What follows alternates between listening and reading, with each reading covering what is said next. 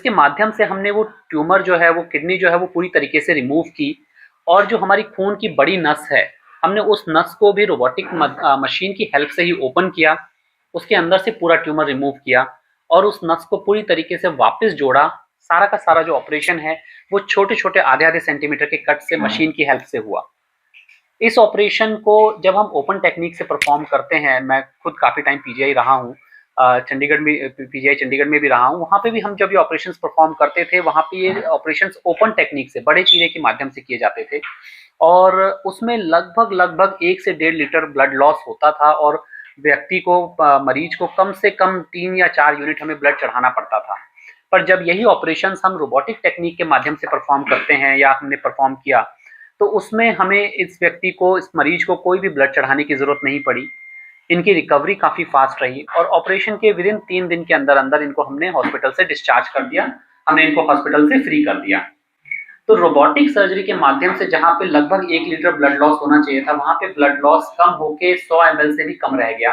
8 सालों से हो रहे हैं, परफॉर्म हो रहे हैं। हमारी कंट्री में भी इस टेक्निक को आए हुए 10 साल से के आसपास का समय हो चुका है। सर, सिरसा से भी कोई कैंसर के मरीज आपके वहाँ पहुँचे हैं, ठीक हुए हैं? हाँ, काफ़ी। जैसे मैंने मेंशन किया कि सिरसा से मैं किडनी के ऑपरेशंस अभी तक कम से कम 15 से 20 मरीजों के हम ऐसे ऑपरेशंस कर चुके हैं, जहाँ पे हमने ट्यूमर को रिमूव किया है और किडनी को पूरी तरीके से सेव किया है। ठीक है सर, थैंक यू। सर, इसके बचने का क्या उपाय है ताकि ये हो ही ना? देखिए, सबसे बड़ी बात है कि जो हमारे पास कुछ फैक्टर्स होते हैं जिनको हम चेंज कर सकते हैं। स्मोकिंग की वजह से चाहे प्रोस्टेट हो, चाहे किडनी हो, हर जगह कैंसर का रिस्क बढ़ता है। इसके अलावा एक्सेसिव बॉडी वेट, कोई व्यक्ति बहुत ज़्यादा वजन है जिनका, उनमें भी कैंसर होने के चांसेस बढ़ जाते हैं। हेल्दी लाइफस्टाइल ना होना, रेगुलर एक्सरसाइज ना करना, इन सारी चीज़ों को अगर हम कंट्रोल करते हैं तो कैंसर होने के चांसेस कम हो जाते हैं। लेकिन सबसे इंपॉर्टेंट फैक्टर है, अगर बाई चांस बीमारी हो रही हो तो वो सही टाइम पे डिटेक्ट हो। तो एक रेगुलर हेल्थ चेकअप, चाहे फिर वो अल्ट्रासाउंड हो, पीएसए का ब्लड टेस्ट हो, वो रेगुलर बेसिस पे होने चाहिए, जिससे अगर बीमारी हो रही हो तो हमें सही टाइम पे उसका पता लग जाए। कुछ बच्चों में भी ये कैंसर डायग्नोज किया जाता है। देखिए मैम, कैंसर बच्चों के अंदर भी होता है, ये बात बिल्कुल सही है और सरप्राइजिंगली जो बच्चों में कैंसर होता है वो हमारे इन्वायरमेंट से रिलेटेड कैंसर नहीं होता, वो कहीं ना कहीं हमारे जेनेटिक्स से रिलेटेड कैंसर होता है। तो बच्चों के अंदर कुछ हमारे जो जीन्स होते हैं, जो जिनके साथ हम पैदा होते हैं, वो जीन्स ही कहीं ना कहीं कुछ डिफेक्टिव होते हैं और उनकी वजह से कैंसर डेवलप होता है। खासकर बच्चों में जो कैंसर देखा गया है वो ब्लड कैंसर देखा गया है और उन सब के अलग अलग ट्रीटमेंट है। हालांकि ब्लड कैंसर के अंदर कोई सर्जिकल ऑप्शन या रोबोटिक मशीन में हमें हेल्प अभी तक नहीं कर सकती और उसमें हमें कीमोथेरेपी या बोन मैरो जैसे ट्रीटमेंट जो है उनकी तरफ ही जाना पड़ता है।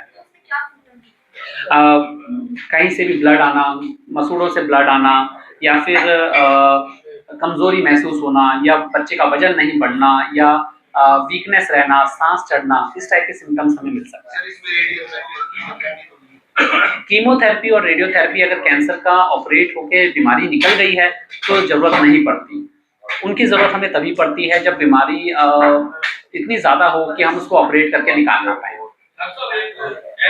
वैक्सीन आई है जो सरकार ने लॉन्च की है, बिल्कुल सर। पीएम मोदी ने डेढ़ के अंदर उसके ऊपर साइड इफेक्ट आ रहे हैं, वो कई डॉक्टरों का ये इसका रिसर्च न्यूज़ पे आप क्या कहते हैं? नहीं, ऐसा नहीं है सर, साइड इफेक्ट हर उसमें अभी भोपाल के अंदर काफी लड़की बीमार हुई, बिहार के अंदर काफी बच्चे कहीं ना कहीं हमें ये देखना पड़ेगा कि जो प्रॉब्लम है वो वैक्सीन की वजह से आ रही है या वैक्सीन को सही से मेंटेन ना करने की वजह से आ रही है। ठीक है, वैक्सीन जो है वो इंडिया में एज अ एक्सपेरिमेंट स्टार्ट नहीं हुई है। वैक्सीन जो है वो हमारे जितने भी वेस्टर्न कंट्रीज हैं, चाहे हम उसको यूके बोल लें, यूएस बोल लें, कनाडा बोल लें, वहाँ पे कई सालों से ऑलरेडी यूज हो रही है।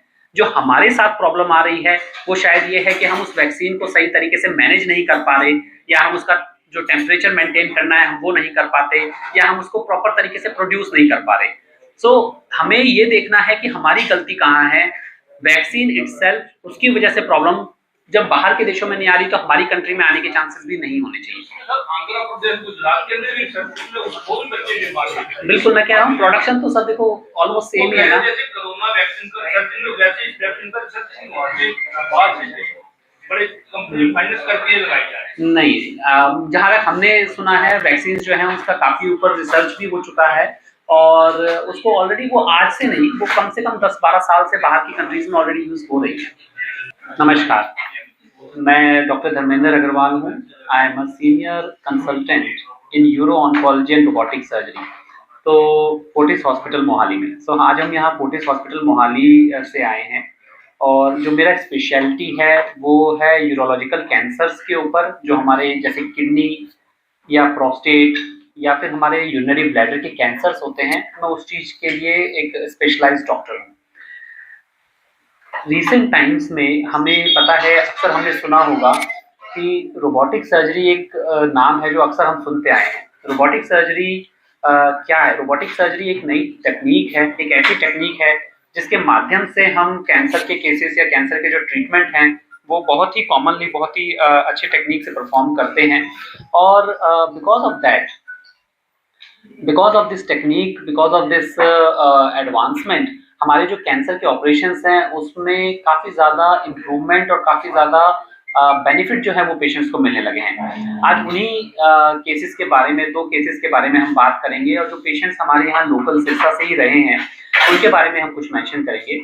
हमारे पास एक पर्सन आए जिनका एज 56 ईयर ओल्ड था। He had a previous transplant in 2018।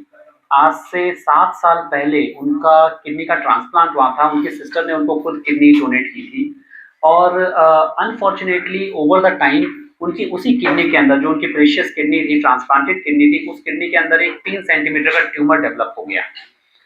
धीरे धीरे करके उनका क्रेटनिन भी बढ़ने लगा और उनका बीएमआई और शुगर वगैरह भी काफ़ी अनकंट्रोल रहने लगा।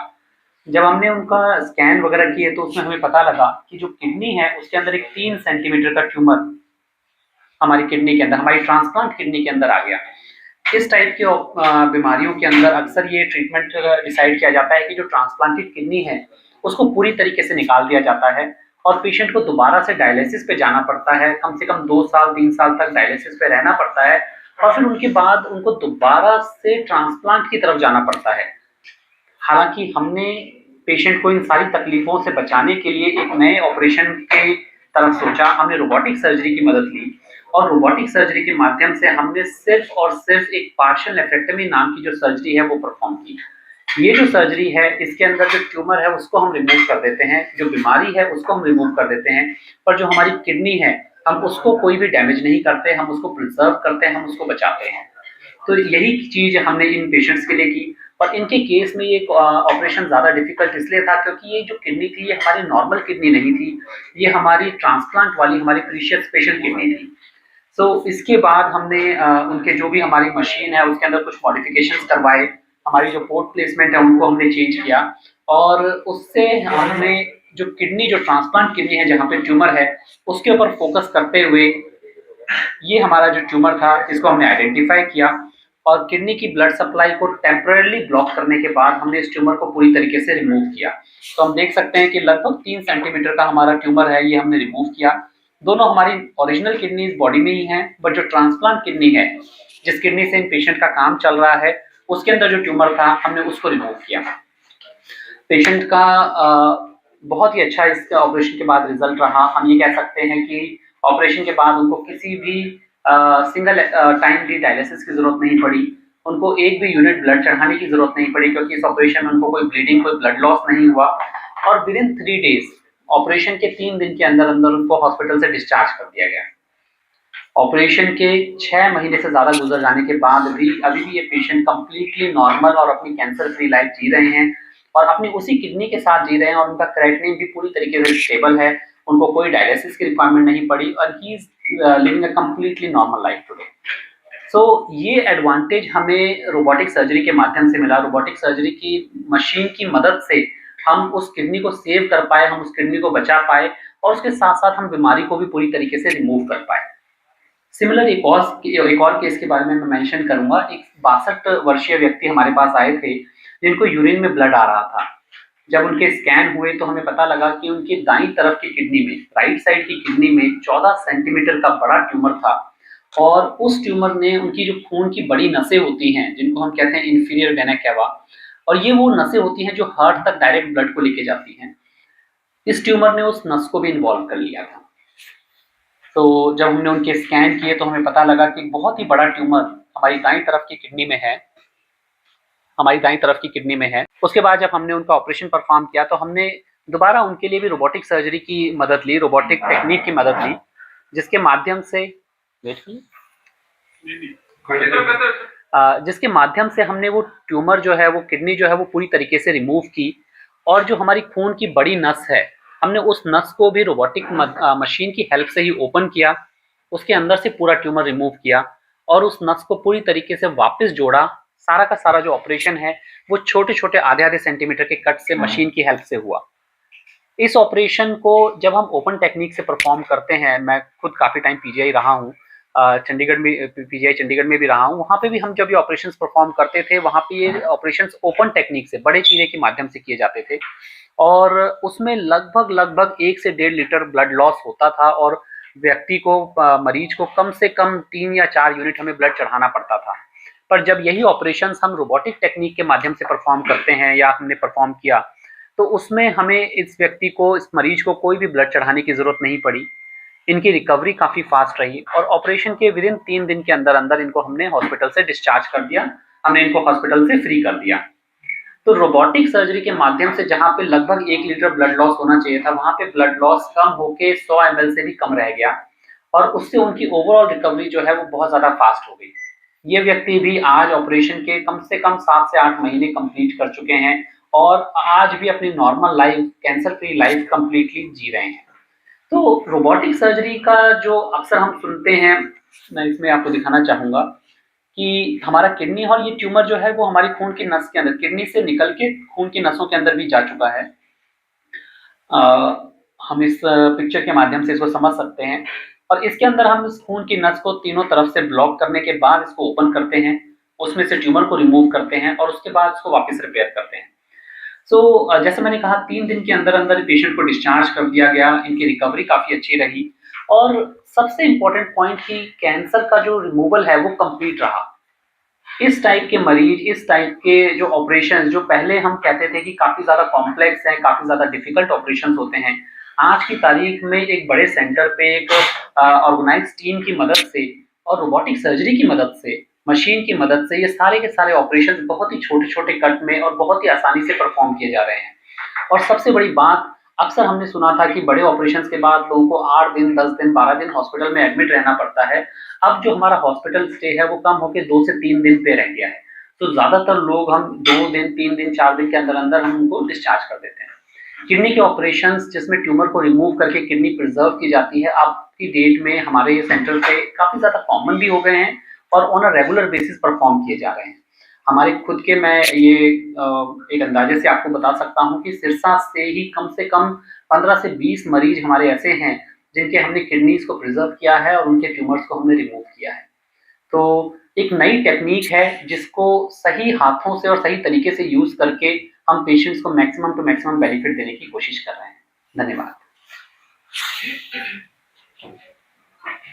डॉक्टर साहब, कैंसर की जो स्टेट है उसमें स्टेज के कौन से में आदमी बच जाता है, कौन से में नहीं बच पाता है? बहुत ही ज़रूरी सवाल है सर ये। देखिए, कैंसर को हम 4 स्टेजेस में डिवाइड करते हैं और हम कहते हैं कि अगर हमारा स्टेज 1st, 2nd और 3rd है तो इसका मतलब कि बीमारी जो है वो अभी धीरे धीरे करके एडवांस हुई है, अभी वो फैली नहीं है। तो स्टेज 3 तक के केसेस के अंदर मैक्सिमम ऑपरेशंस जो है वो परफॉर्म किए जा सकते हैं और कैंसर से कंप्लीट जो छुटकारा है वो हासिल हो जाता है।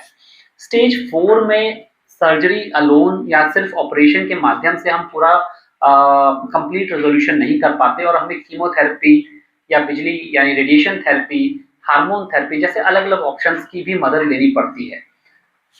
पेशेंट का जो सर्वाइवल है वो कौन से टाइप का कैंसर है, वो कितना एग्रेसिव है और क्या स्टेज है, इन तीनों चीज़ों पे डिपेंड करता है। पर हम ये मान के चल सकते हैं कि अगर हमारा स्टेज 1 से लेकर 3 तक है, 1st से लेकर 3 तक है, तो फिर हम एक अच्छा रिजल्ट पेशेंट को प्रोवाइड कर सकते हैं। सर, आपकी इस टेक्निक का पूरा नाम क्या है और कौन कौन सी कैंसर का इलाज आप कर रहे हैं? तो ये जो टेक्निक है इसको हम रोबोटिक सर्जरी कहते हैं। रोबोटिक सर्जरी का मतलब ये नहीं है कि जैसे रोबोट ऑपरेशन कर रहा है, ऑपरेशन इसमें डॉक्टर या सर्जन भी परफॉर्म करते हैं, बट मशीन जो है वो हमें ऑपरेशन को परफॉर्म करने में हेल्प करती है और मशीन जो है वो ऑपरेशन परफॉर्म करने में हमारी जो मूवमेंट्स हैं या हमारी जो प्रिसीशन है उसको बढ़ा देती है। जो ऑपरेशन हम ओपन आंखों से करते हैं, जिसमें हमें नॉर्मल तरीके से दिखाई देता है, मशीन की हेल्प से वही ऑपरेशन करते टाइम हमें 10 गुना ज्यादा मैग्नीफाई होकर दिखाई देता है। जैसे हम कहते हैं ना, फोटो को हम जूम करके देख सकते हैं, इसी तरीके से ऑपरेशन में भी हम जो ऑपरेट हम कर रहे हैं वो हम जूम या मैग्नीफाइड विजन में देखते हैं। रोबोटिक सर्जरी बहुत ही एक नई टेक्निक और एडवांस टेक्निक है, जिसको ऑपरेशन के लिए, कैंसर के ऑपरेशन के लिए यूज किया जा रहा है। और हमारी फील्ड में खासकर किडनी के कैंसर, दंतों के कैंसर यानी प्रोस्टेट कैंसर, और यूरिनरी ब्लैडर यानी पेशाब की थैली के कैंसर, इनको हम मुख्य रूप से रोबोटिक सर्जरी के माध्यम से डील करते हैं। थर्ड स्टेज तक इसका इलाज संभव है? थर्ड स्टेज तक हम ये मानते हैं कि जो हमारा ट्रीटमेंट है वो ऑलमोस्ट सर्जरी से कंप्लीट हो जाता है, हमें और किसी ट्रीटमेंट की जरूरत नहीं पड़ती। स्टेज 4 अगर होता है तो भी ऑपरेशंस की रिक्वायरमेंट होती है, बट उन कंडीशन में हमें बाकी थेरेपी यानी कीमो, रेडिएशन की भी हेल्प लेनी पड़ती है। इसका इलाज परमानेंट है सर या बाद में भी हो जाएगा? नहीं, सी परमानेंट, डेफिनेटली परमानेंट है, क्योंकि ये जो ऑपरेशन है इससे बीमारी जो है वो पूरी तरीके से हम जड़ समेत उसको क्लियर करते हैं, उसको रिमूव करते हैं। तो जब हम कहते हैं कि ऑपरेशन के बाद हमारा जो रिजल्ट है, लॉन्ग टर्म रिकरेंस चांसेस हैं वो काफ़ी ज़्यादा कम है।